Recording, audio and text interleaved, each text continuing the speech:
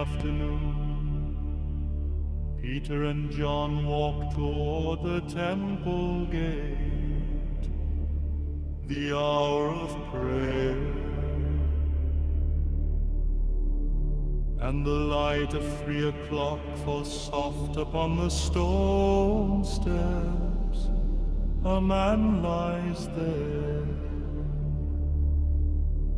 as he has every day since his first breath, unable to walk, carried to his place before the gate called Beautiful, hand outstretched, asking for whatever might fall.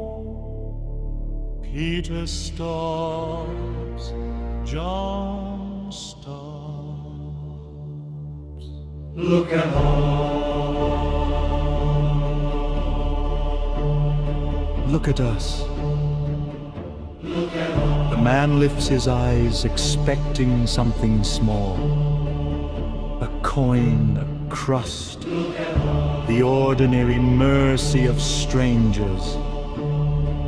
Silver I do not have, gold I do not have, but what I do have, I give to you. In the name of Jesus Christ of Nazareth, rise up and walk.